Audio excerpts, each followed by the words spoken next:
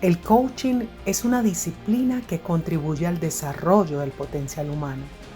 Exploremos juntos su aporte a la sociedad, los desafíos del coaching en el mundo actual y cómo se complementa con otras profesiones. Yo soy Sandra Rosso y te doy la bienvenida a De Coach a Coach.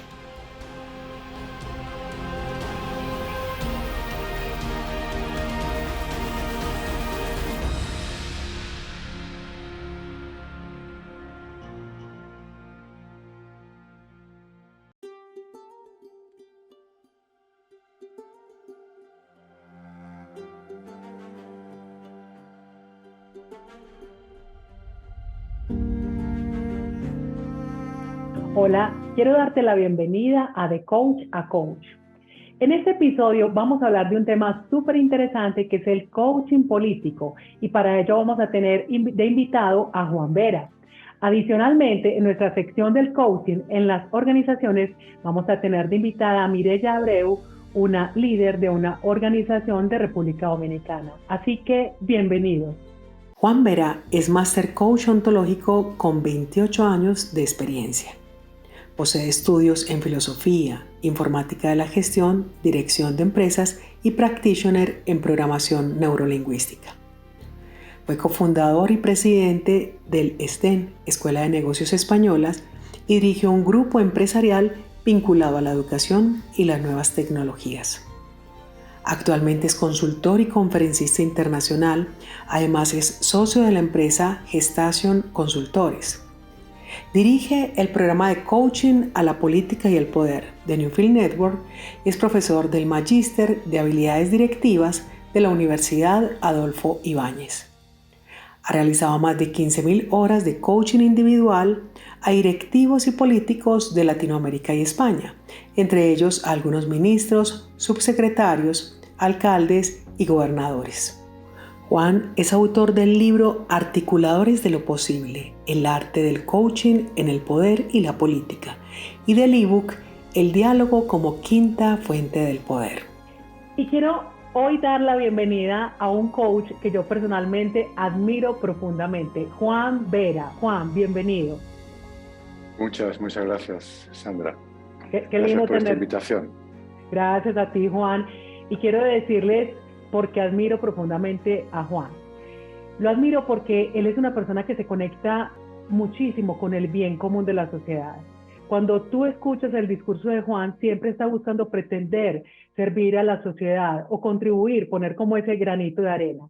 Y más aún cuando lo conectamos desde el coaching. Y donde también quiero compartirles que es uno de los coaches más importantes y representativos en el mundo del coaching político.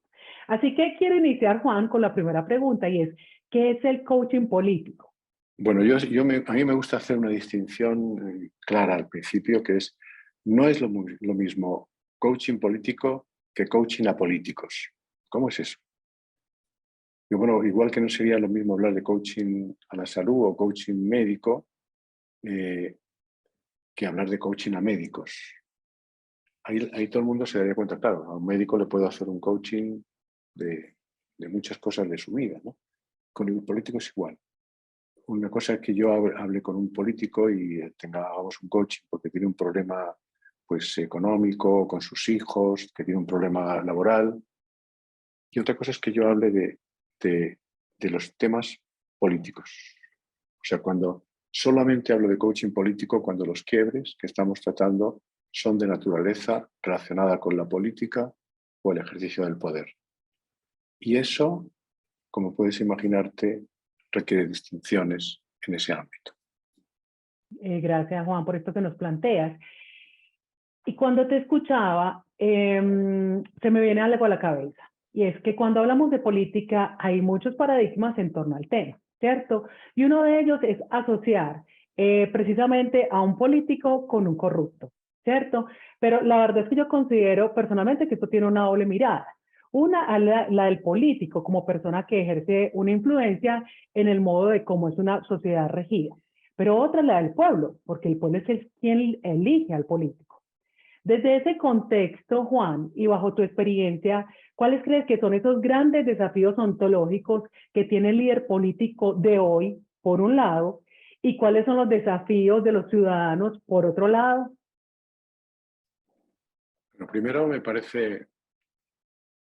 encanta que traigas, el mundo de los gobernados, ¿no? Porque cuando nosotros nos planteamos la crisis entre gobernantes y gobernados, casi toda la fuerza crítica la ponemos con respecto a los gobernantes, aquellos que ostentan el poder.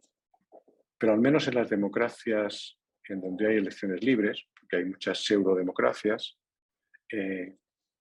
los gobernantes son elegidos y por lo tanto hay una responsabilidad ciudadana en la elección.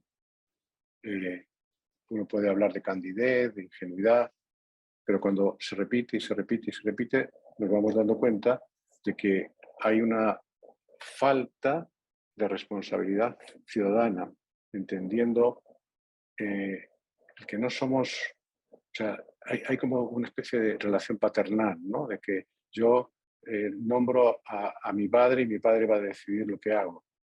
Eso es muy responsable en la sociedad hoy y por lo tanto yo creo que hay una responsabilidad compartida entre ciudadanos y gobernantes.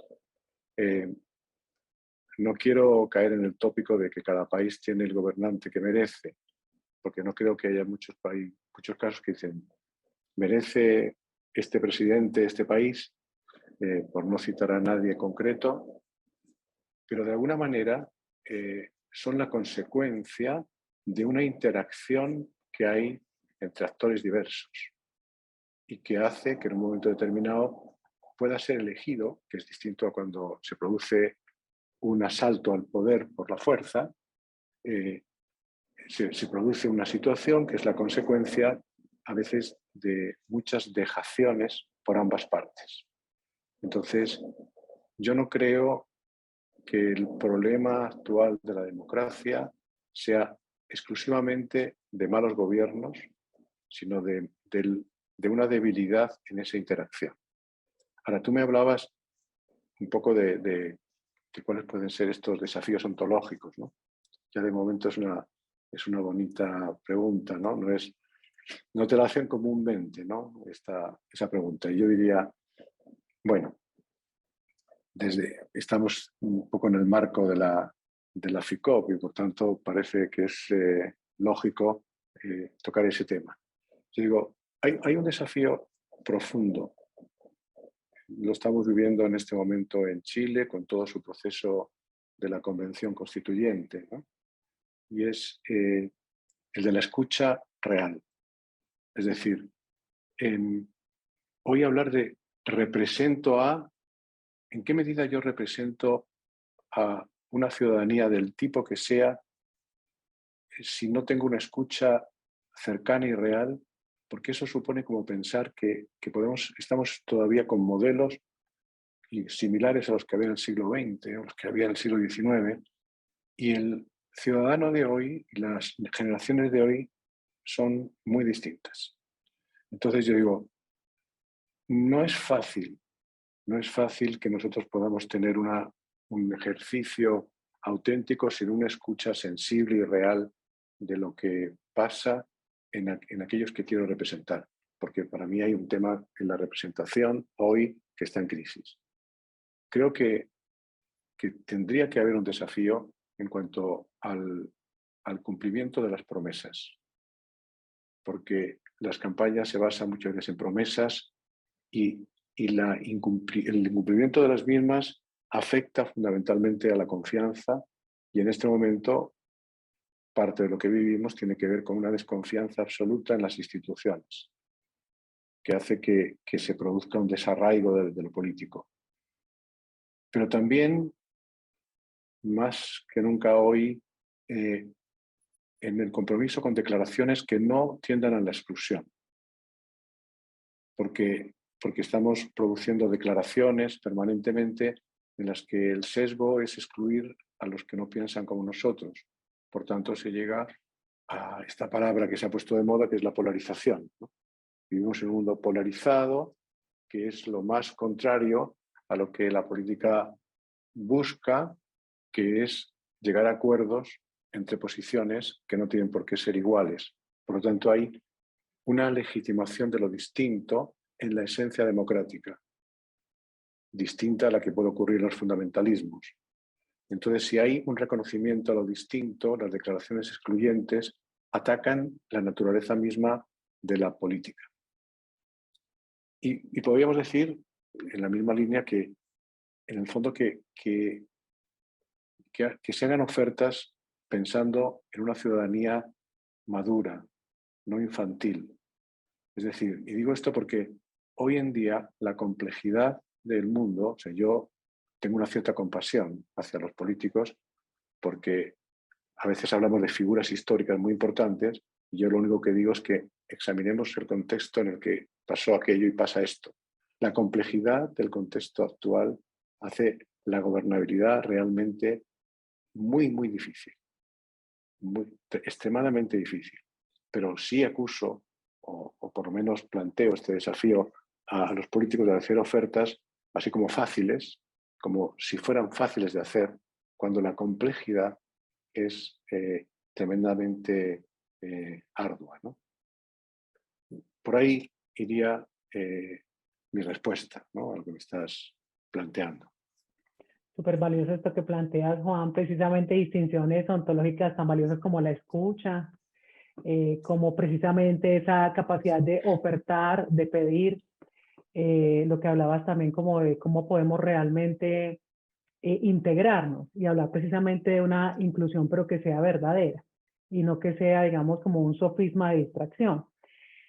Y eso lo conecto también, ¿sabes con qué? Con una vez un premio Nobel de Economía dijo una frase que a mí me encanta, y es que la economía está ligada día a día al quehacer y al pensar político. Y fue muy lindo cuando estábamos iniciando nuestra conversación que tú me decías que posiblemente no iba a haber como tanto público para escuchar sobre este tema del coaching político, pero es que la vida de un país depende de esas decisiones políticas y todo es transversal, ¿cierto? Sí. En ese Fíjate que, sentido, sí. sí, iba a decirte, fíjate que hay una pregunta que en el programa este de coaching para transformar el poder y la política, el primer día yo les digo, reúnanse en grupos y contesten qué necesitamos para vivir nosotros, los que estamos acá, no unos ciudadanos hipotéticos, para vivir con dignidad. Y traen listas, y cuando traen la lista cada uno, que muchas veces al principio han dicho que a ellos esto de la política les atrae, pero les cuesta porque lo ven como un lugar que además es un poquito lejano, distante, y cuando traen la segunda respuesta habla de cosas que son el objeto de la política.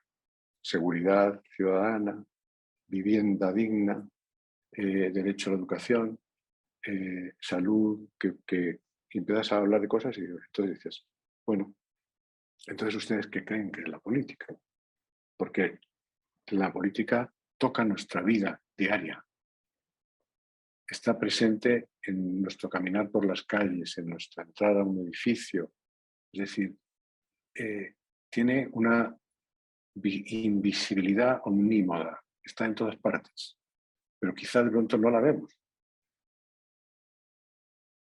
Y eso me parece que es muy significativo, siguiendo lo que tú dices, ¿no? Sí, efectivamente, no lo vemos.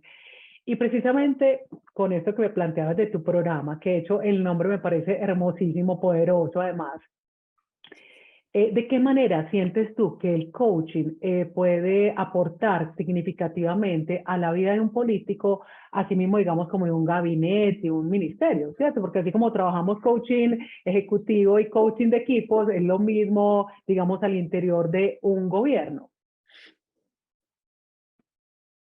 Bueno, lo primero que me viene a la mente es esto de que en la medida en que creemos un espacio seguro, un espacio en el que la persona sea capaz de salir de esa especie de burbuja en la que, como decías antes, un poco se crea, ¿no? Uno se mete en una burbuja que en el momento en que ha llegado al poder. Y eso primero lleva a distanciarte de la calle, de lo que pasa. También lleva a que se produzca una cierta adoración a tu alrededor, un círculo de adoradores que te lleva a quizás a desarrollar un mayor ego, una mayor incapacidad de ver otras cosas. Entonces, cuando se crea ese espacio seguro en el que la persona puede aparecer, esa capacidad que creo que también se aprende en el coaching a desarrollar, como esta es una conversación que no solamente es lo importante de nuestras preguntas o la inteligencia que puede haber detrás de las distinciones, sino ese espacio. Eso a mí me costó mucho aceptarlo al principio, porque era más, mi sesgo era más intelectual y yo pensaba más en la pregunta, en su rigor, y no despreciaba, nunca he despreciado muchas cosas, pero sí ponía en segundo término este tema, ¿no? Pero también en la medida en que interpele la coherencia o la incoherencia de ese otro. Y eso requiere que efectivamente yo me pueda mover con un espacio de cierta horizontalidad, que esté claro de que desde el principio del proceso, de que no soy un subordinado, no tengo la relación cliente-proveedor, yo tengo ahí una discusión sobre esto de los clientes y los proveedores, sino que hay un acompañamiento. Y desde ese acompañamiento, esa interpelación sobre hasta qué punto es coherente con lo que él piensa, no con lo que pienso yo, o hasta qué punto yo le puedo mostrar incoherencia, ¿no? Me ha sido quizá lo más relevante en algunos momentos, puede ser serles útil cuando el coaching les pone en contacto con el impacto de sus acciones o con el impacto de sus omisiones, que también es importante. ¿Qué pasa si tú no haces esto? Si por este temor, si por este riesgo no haces ciertas cosas. Esa posibilidad de ver, cuando nosotros vemos el impacto de nuestra existencia, o en este caso incluso ellos quieren el poder, pero ¿cuál es el impacto de ese poder? Eso creo que es muy relevante, ¿no? Y por lo tanto, también esa conciencia del poder que tienen en ese instante, en ese ahora, en el hecho de, a mí a veces me ha sido muy útil proyectar a las personas en el tiempo. Piensa que han pasado 10 años. Ya no eres el ministro de Educación. ¿De qué te arrepentirías? ¿Qué cosa que no hiciste te das cuenta de que tuviste la posición de hacerlo y no lo hiciste, ¿no? Entonces, barajar esos conceptos que pueden parecer abstractos, del espacio, del tiempo, de la coherencia con sus propios valores, su propio ideario, con la incoherencia de que pueda tener, llevarles a esta mirada de que realmente vean el impacto que logran o no logran según lo que hacen.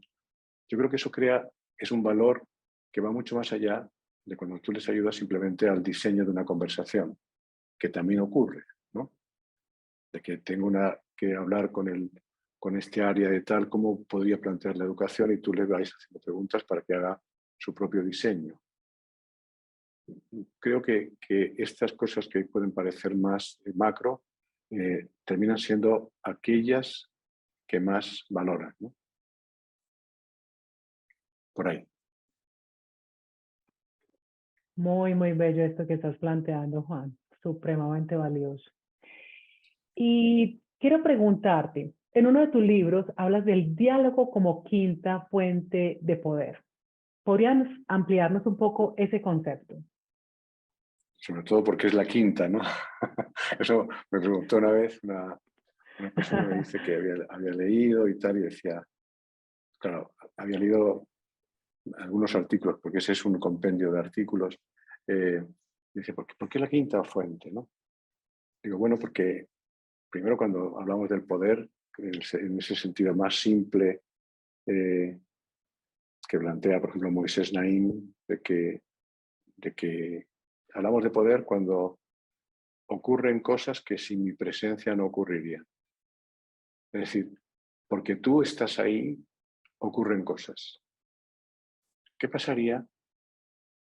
Estas entrevistas se estarían haciendo si tú no estuvieras ahí, para hablar, por ejemplo, del poder de Sandra, ¿no? ¿Qué cosas ocurren en el mundo porque tú estás? No porque seas más o menos inteligente, porque tengas más o menos recursos, sino porque hay una voluntad decidida a algo.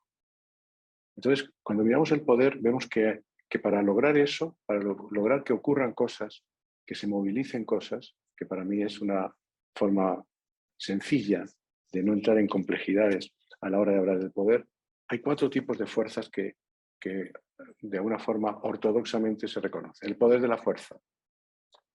Cuando tú dices, claro, yo tengo la fuerza y a veces la fuerza se lleva hasta lo más brutal, ¿no? Que tengo los ejércitos, lo que hace China con respecto a Taiwán es mostrar, miren, sigan ustedes haciendo esto, que miren ustedes mi capacidad de fuego. Lo que hace Rusia con Ucrania es utilizar el poder de la fuerza, ¿no? Es quizá la más primitiva, es el rasgo más animal del ser humano, ¿no? Pero después está el poder del código. Y el poder del código es el que se ejerce a través de las leyes, o se ejerce a través del código moral. Una religión nos impone un código y sin fuerza coercitiva externa, pues yo resulta que pues no hago esto porque es pecado, ¿no? O no puedo hacer esto porque me pueden apresar. Hay un poder que tiene los códigos que funcionan en una sociedad. Y hay una tercera fuerza más sofisticada, que es la del mensaje. Es que hasta qué punto podemos tener un mensaje lo suficientemente seductor como para que se haga cargo de muchos de tus intereses. Y entonces, desde ese momento, yo tengo poder contigo. Y hay otra cuarta, que es la de la recompensa. Yo, a través de la recompensa, puedo tener poder. Todas ellas tienen su parte negativa y su parte oscurísima, ¿no? La de la fuerza es obvia a primera vista, pero también la tiene la coerción que tú haces a partir de un código moral que te quita libertad. Te quita libertad de acción y te puede llevar incluso a situaciones que hoy en el mundo nos parecen increíbles. Hoy ¿cómo el cristianismo organizó las cruzadas? Bueno, porque su código moral se lo permitió. El mensaje te puede llevar a la manipulación, la recompensa te puede llevar a la corrupción, porque en un momento determinado que te compro y compro todas tus ideas en el paquete. Entonces, de alguna forma, lo que yo digo hoy en este mundo polarizado es el encuentro, la capacidad de diálogo, la que puede tener un poder transformador. Y es desde ese punto de vista, digo, el diálogo no es cualquier conversación. El diálogo no es el debate. No es la esencia del diálogo, no es el que yo te convenza, que ya tiene una palabra venza ahí. No es que yo te convenza, sino que yo te comprenda. Es poder acercarnos en esa comprensión. En ese sentido, el diálogo hoy es... Ayer me llegaba justamente un mensaje por el chat de Facebook de Alfredo Zamudio, que es un personaje que me ha interesado mucho últimamente, que dirigía la Fundación Nansen, que es del gobierno de Noruega y ha llevado conversaciones para la paz en muchas partes del mundo. Colombia ha sido una de ellas, México, en muchas partes del mundo, ¿no? Entonces, ahora él que es de origen chileno, está metido en todo el problema que hay acá en la Araucanía. Y me mandaba una frase que era muy, muy bella, ¿no? Decía, cuando escuchar certezas es lo único que importa, que es lo que nos pasa hoy, yo quiero certezas que las sean para mí, ¿no? Eso que a mí me parece que es lo cierto porque lo pienso. Decía, cuando eso es lo único, invitar al diálogo es un acto disruptivo casi revolucionario. Y yo lo veo un poco así. Yo lo veo la idea de que hoy en día hablar del diálogo casi parece que es como rendirte. Es porque no voy a dar el puñetazo en la mesa y a mostrar mi fuerza. Y sin embargo, el diálogo puede abrir estas fronteras que nos estamos poniendo en el mundo polarizado, ¿no? el diálogo tiene el poder del encuentro a pesar del disenso. Entonces, ese es el sentido que le doy para decirlo. Creo que es una quinta fuerza, un quinto fuente de poder en el momento actual, si es que lo utilizamos. Efectivamente, muy interesante tu planteamiento, Juan. De hecho, Orson Welles tiene una frase muy interesante donde dice que los hombres son siempre más interesantes que las ideas. Y en ese sentido, muchas veces cuando se sigue a esas ideas que son ideales, sueños, esperanzas de un pueblo, de una ciudadanía en torno a lo que busca su gobierno, persigues al hombre, ¿cierto? Porque cree que va a plasmar esas ideas para que se hagan realidad. Y como hablábamos muchas veces en estos paradigmas que se tiene frente a las figuras políticas, muchas veces no se ve al ser humano que hay detrás. Y creo que nosotros como coaches, en ese recorrido de conversaciones que tenemos con nuestros clientes, en este caso cuando son políticos, podemos ver a esa persona no famosa, todos ven al famoso, al ministro, al presidente, al vicepresidente, al que tenga el cargo respectivo. De hecho, muchas veces le preguntan a uno, ve, ¿cómo es tal persona? ¿Cierto? No me imagino que te habrá pasado.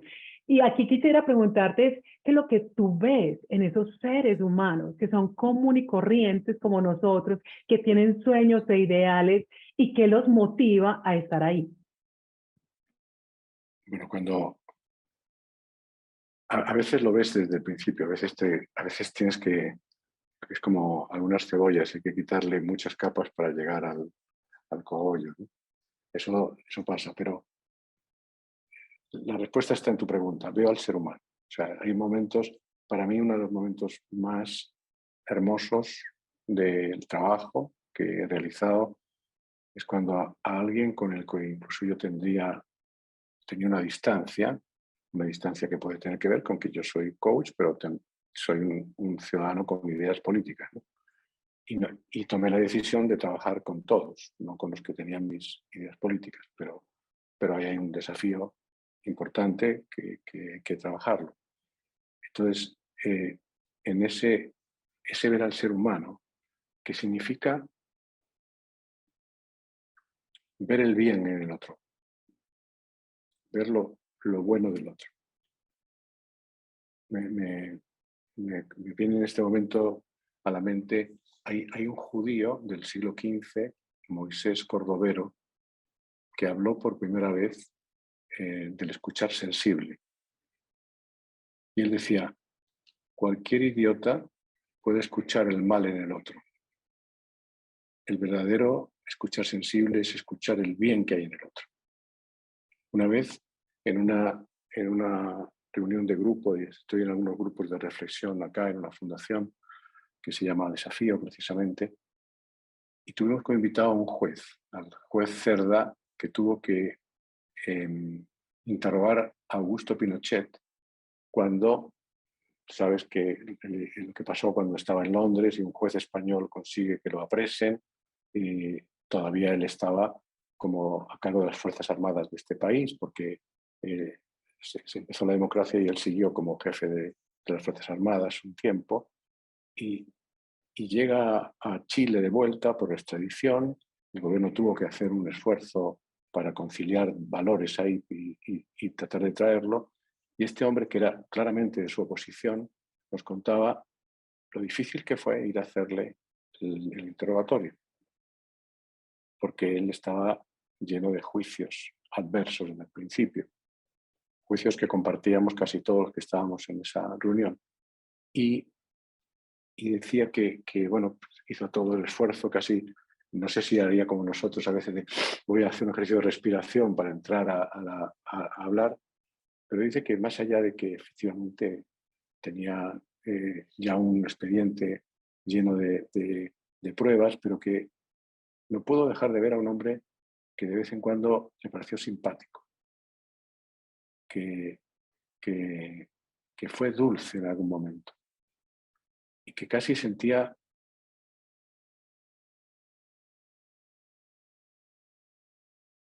esta como alguien hasta dulce en algún momento, como te digo.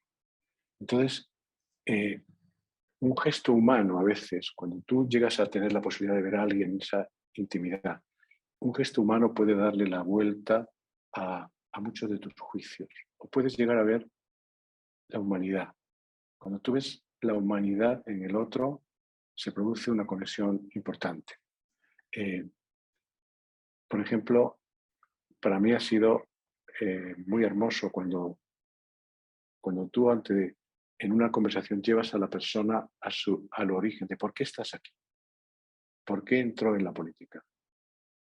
Y te das cuenta que en esos momentos muchas veces se ponen los ojos brillantes, porque esa persona que a lo mejor ya se ha olvidado, ya se ha separado de muchas cosas por las cuales entró en la política, las reconoce.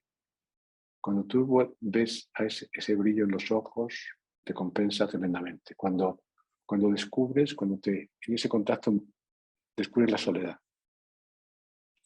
Esto que tanto se ha hablado de la soledad del poder. Como detrás de todo ese aparataje, de todo ese aparente glamour, hay muchas veces una profunda soledad.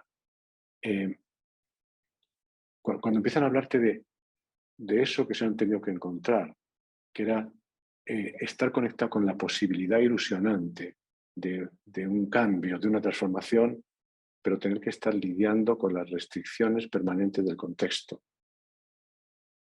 Y la cantidad de veces que tienes la toalla en la mano para tirarla, la cantidad de veces que te das cuenta de que tienes una cierta responsabilidad, ¿no? He visto el cansancio. Muchas veces el cansancio, yo recuerdo con un subsecretario de Educación, del que mañana voy a almorzar con él precisamente. Es un hombre que ya te estoy hablando de algo que ocurrió en el año 2001, o sea, hace 21 años, ¿no? Y tuvimos algunos coaching al final del día en el propio ministerio. Y él estaba realmente cansado. Se sentaba en un sofá, estaba cansado y decía, ¿qué hago con todo esto que está pasando con el gremio de maestros, de profesores? Y yo me fijaba y decía, pero vamos a hablar un poco de tu cansancio antes, ¿no? He visto la ceguera. Cuando vemos la ceguera que también tenemos todos nosotros muchas veces, ¿no? Lo fácil que es dejar de ver cosas si tú no vas al terreno.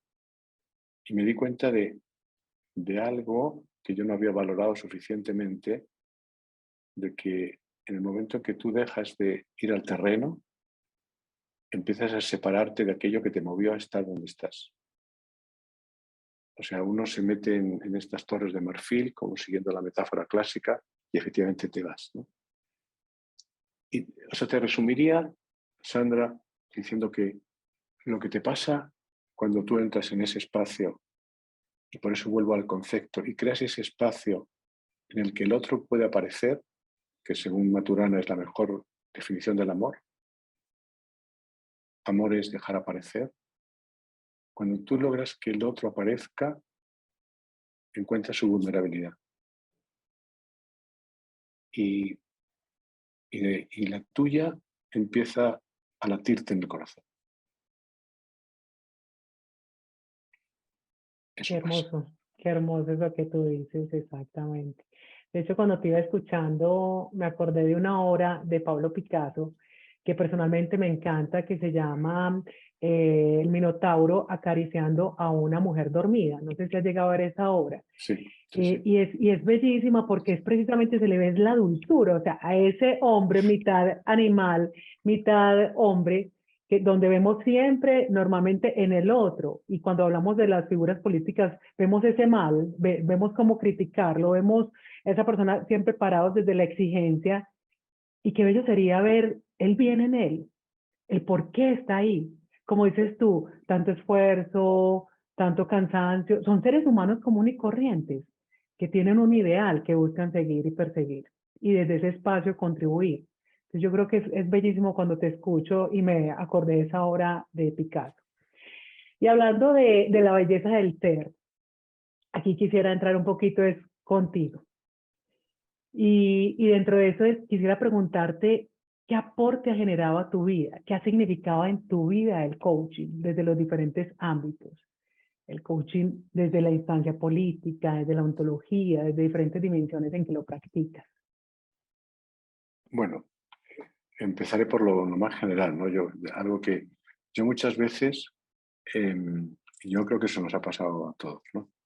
Muchas veces he tenido algunas sesiones en las que he dicho, en realidad, no me deberías pagar nada por esto. O sea, digo, porque era tan fácil ver las preguntas que debías hacerle al otro y que no te haces a ti mismo. O sea, ha habido veces que yo me he visto con una claridad diciéndole, pero te das cuenta que, ¿por qué? ¿Qué te impide hacer esto? ¿Por qué tal? Y al terminar, como iba tomando nota de todo para después esta bitácora que le envío, en el momento, casi siempre en el momento, pero a veces incluso en algunos casos cuando estaba preparándolo, eso decir, esta conversación no sé si le sirve más a él o a mí. Entonces, hay un valor general cuando te metes en estas conversaciones profundamente, que no es simplemente 4 preguntitas que ya te conoces y que sabes que al otro le va a ayudar, etc. Cuando me meto en este ámbito del poder y la política, pero sobre todo en el mundo de la política, en general tengo la sensación del valor del aporte indirecto, que siempre, que también para mí fue una sorpresa. Yo llegué al coaching cuando dirigí una escuela de negocios en Madrid y fue una propuesta que me hizo la Embajada de Chile cuando yo estaba allá para que conociera un tema que nos iba a ser interesante para los MBA que hacíamos y por tanto yo vivía en una mirada de que lo importante era lo directo, la acción directa, ¿no? Y ese valor indirecto de que estás aportando a causas. Estás con una persona concreta que tiene nombre y apellidos, pero de alguna forma estás aportando a causas a la vez que ves que alguien despliega sus alas, ¿no? Entonces ahí es algo realmente fascinante desde mi punto de vista, ¿no? Es ponerte en contacto con algo que también me pareció interesante y es las raíces de la conducta humana, no solamente la importancia de esas conductas, de esa acción, ¿no? Todo esto también ha tenido que ver con qué sitios he trabajado, ¿no? Yo he trabajado en muchos sectores, pero mi favorito y el que más veces he estado ha sido en la educación, precisamente. He estado en la salud, he estado en la energía, en el mundo de los ministerios y los organismos que tienen que ver con la energía, eso casi un poco casualmente, ¿no? No creo que lo eligiera en algún momento, ¿no? Pero hoy valoro fundamentalmente el aporte que se puede hacer cuando tú trabajas con los territorios. Cuando te das cuenta que en este mundo donde lo macro, el Estado, está pasando una crisis muy profunda, hay cambios que se pueden hacer más en lo local. Y entonces ahí el sentir que se está produciendo alguna posibilidad de desarrollo en esos ámbitos me hace pensar que puede tener impacto en la vida cotidiana de personas con nombre y apellido, de personas que van por la calle, no solamente a la macroeconomía, no solamente al medio ambiente como conceptos abstractos, ¿no? O sea, hay algo que me ha pasado, por eso verás que estoy hablando de las causas, pero también cuando en este momento de la posibilidad de cosas que lleguen al ciudadano común. Eso yo creo que es un privilegio. O sea, en el año 2010 me operaron del corazón. Súbitamente yo estaba presumiendo de tener una salud de hierro y entonces, bueno, fue una cosa estupenda, a pesar de que era una operación complicada. Y mis hijos, que vinieron de España, le decían al médico, por favor, doctor, convenza a este hombre que deje de trabajar o que trabaje mucho menos, porque es que mi padre es trabajólico y no para y entonces en vez de disfrutar la vida, ahora que podría disfrutarla, está... Y el médico, que había hablado mucho conmigo, le dijo, el problema es que tu padre no trabaja, tiene una causa. Y yo le aplaudí y dije, mis hijos se quedaron frustrados, dijo, ha convencido al médico, este tipo es terrible, ha convencido al médico, lo tiene a su favor. Ellos pensaban, y yo aplaudiendo y dije, bueno, me ha comprendido, o sea, es que yo hace varios años que yo dejé de trabajar. Entonces, eso no quiere decir que no esté muchísimas horas al día dedicados a hacer lo que hago. Me ha dado mucho el coaching, me ha dado una causa. Qué hermoso, Juan, así es. Qué bello esto que planteas. Y precisamente tú hablas mucho de la posibilidad. Tienes un libro llamado Articuladores de lo Posible. ¿De qué manera sientes y consideras que debemos de ser nosotros como seres humanos articuladores de lo posible? Bueno, yo creo que tú y yo, Sandra, somos de los que creemos que en el poder de las conversaciones, ¿no?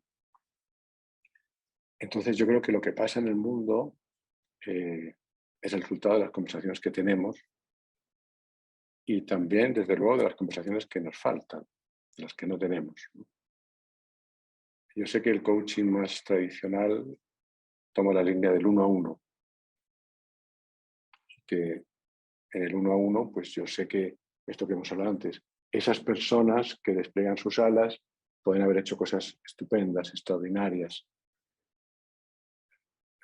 No sé si con el tiempo, cuando te vas haciendo más mayor, o con la escucha que yo tengo en este momento de la situación mundial, tengo como más urgencia, como más prisa, ¿no? Y entonces, yo creo que digo, parte de lo que pasa es por las conversaciones que no tenemos, o por el tipo digamos que si estamos en una mesa, los contertulios que están en la mesa, quizá no están todos los que deberían estar. Y por tanto empecé a pensar en lo que podemos llamar las conversaciones improbables. Es decir, aquellas en las que sentamos a los que no se sentarían juntos. Entonces, yo creo, y eso hay que articularlo, eso no ocurre solo. Y de alguna forma, siguiendo tu pregunta, yo digo, cuando nosotros nos damos cuenta de eso, yo digo, sí, creo que hay una herramienta que recogemos desde el coaching, desde el manejo de conversaciones. Cuando nos damos, por ejemplo, cuenta de conversaciones para posibles conversaciones. Quizá una de las más olvidadas, porque estamos mucho en la coordinación de acciones, en coordinaciones para posibles acciones, pero estas que son generar el espacio de interlegitimación que permita que algo que no podría ser de otra forma suceda, y es que estos actores se sienten a conversar. Entonces, crear las conversaciones, crear el espacio, ¿no? Porque las conversaciones las van a crear los que están, ¿no? Pero crear el espacio para que esas conversaciones ocurran, articularlas, volver a esta idea inicial de que ese espacio sea seguro, se ofrezca la confianza. Es posible que eso solo sea la consecuencia de que se conozca la vida de los otros. Con Alfredo Zamudio hemos hablado varias veces de que cuando él estaba en diálogos para la paz, que de alguna forma son articulaciones muy difíciles, solo se lograba avanzar cuando yo entendía la vida del otro. Me he dado cuenta de que era tan distinta a la mía que a lo mejor también yo en su situación hubiera sido violento. A lo mejor si yo no hubiera podido dar de comer a mis hijos hubiera robado.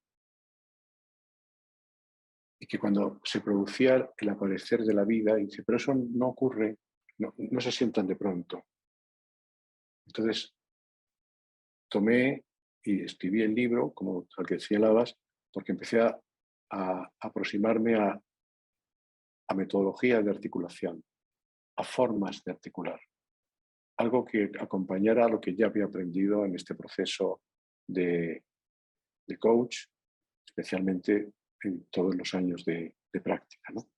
Así que yo creo que efectivamente los coaches tenemos alguna ventaja. Si estuviéramos en una carrera de Fórmula 1, nosotros podríamos, con lo que sabemos, podríamos estar en la pole position frente a otros que lo hacen, lo pueden hacer muy bien y que quizás en algún momento determinado no tienen todas las distinciones para hacerlo.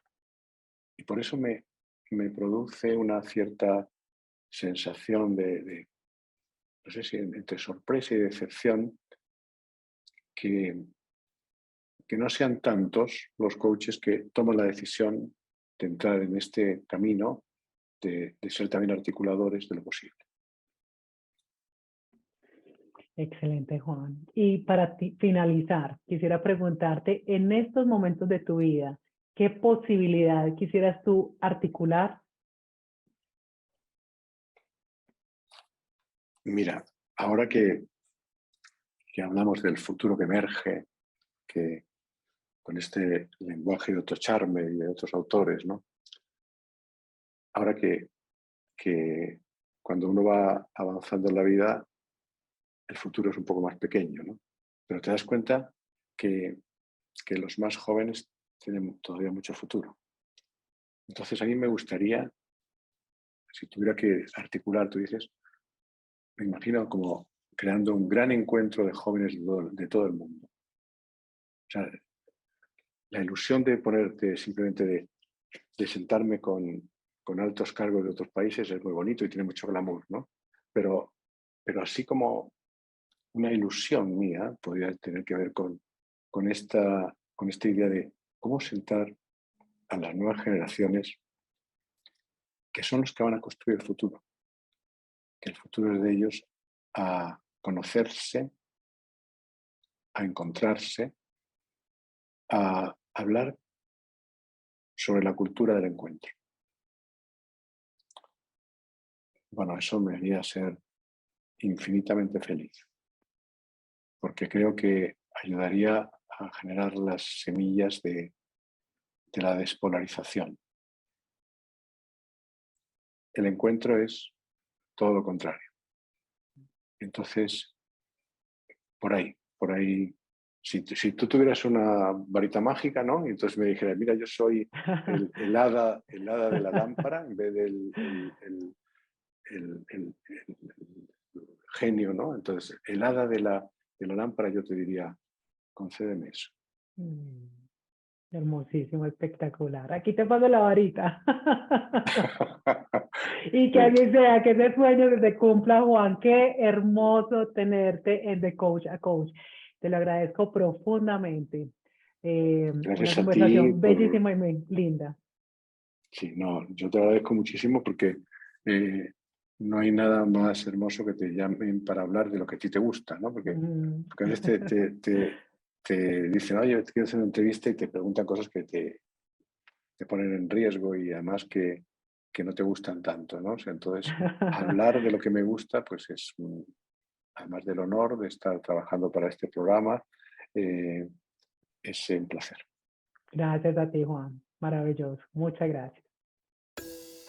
Continuamos con nuestra sección, el impacto del coaching ontológico en las organizaciones. Y ahora en esta sección donde hablamos del coaching y el impacto que genera en las organizaciones, tengo a una maravillosa invitada, a Mireya Abreu. Mireya, bienvenida. Muchas gracias, Sandra. Gracias por la invitación. De verdad que es un placer para mí poder compartir contigo en estos minutos. Para mí también, Mireya. Y quiero compartirles que Mireya es directora de recursos humanos del grupo Risec Cacao, una compañía dominicana que tiene uno de los mejores cacaos del mundo. Son uno de los principales exportadores de cacao para diferentes países del mundo. Mira, ya quisiera preguntarte, porque aquí en este programa, como ya sabes, lo que buscamos es que los líderes que se han formado como coaches o han recibido coaching nos compartan su experiencia. Tú te formaste como coach ontológica y yo quisiera preguntarte de qué manera el coaching ontológico impactó tu vida. Bueno, Sandra, realmente para mí el coaching ontológico impactó mi vida de una manera espectacular, por así decírtelo, pues ha sido un antes y un después. porque regularmente uno en la vida crece, ¿verdad? Con muchas creencias limitantes, o sea, con muchos juicios que vienen, por supuesto, de la misma crianza que a uno le dan. Y luego, después que tú comienzas a ver, a conocerte a través del coaching, a escucharte, a escuchar tu propio yo, a percibirte como una persona emocional, porque todos somos emocionales, aunque lo han enseñado a uno que no, que somos muy lingüísticos y que somos muy solamente mentales, pero realmente somos emocionales. Entonces, para mí, el impacto fue tanto a nivel personal como a nivel de trabajo, porque anteriormente yo accionaba de una manera totalmente diferente a lo que yo puedo accionar hoy. Entendía que uno tenía que hacer siempre, tenía que hacer cosas, y no entendía que para tú poder ser o tener, podría hacer y tener, tenía que ser un ser humano. O sea, ser tú, explorarte tú, conocerte tú, porque si tú no te conoces, si tú no te escuchas, si tú no te construyes como ser humano, no puedes realmente poder ayudar o no puede tratar de inspirar a otros. Para mí el coaching a nivel personal me permitió expandirme como ser humano, explorar nuevas cosas, me permitió tomar acción sobre decisiones personales que yo venía posponiendo, porque quizás la falta de confianza en mí misma como ser humano no me permitía que yo viera otras oportunidades, que explorara más el mundo, que explorara más sobre mi mundo interno. Y me di cuenta que yo tenía el poder, que yo podía hacer, no solamente eso, podía hacer más. Yo dije, si yo he podido transformar mi vida desde el coaching hacia mí, pues yo puedo hacerlo de una manera todavía mucho mayor con la gente que trabaja conmigo, con mi equipo de trabajo. Entonces, por eso te decía que a nivel profesional también ha creado un impacto muy positivo, porque creo que hemos logrado las cosas que yo desde hacía muchísimos años quería lograr dentro del trabajo.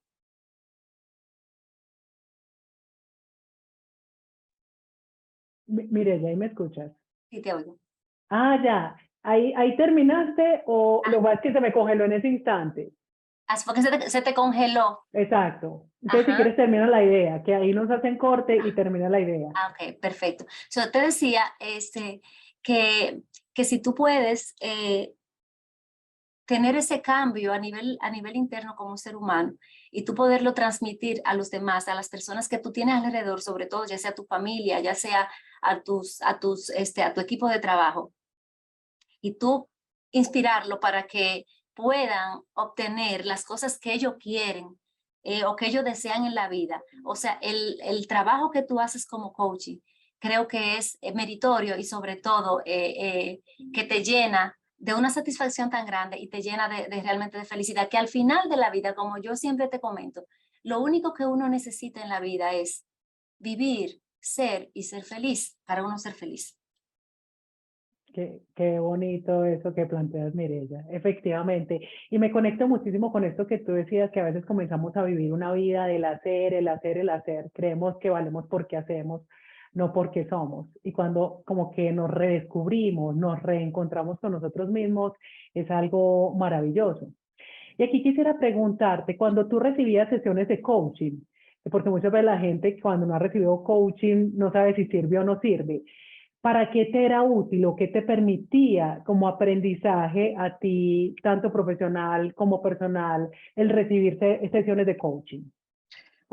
Realmente las secciones de coaching, para mí, yo creo que han sido o que fueron eh, como el eslabón principal para yo poder lograr las cosas que hoy yo he podido lograr.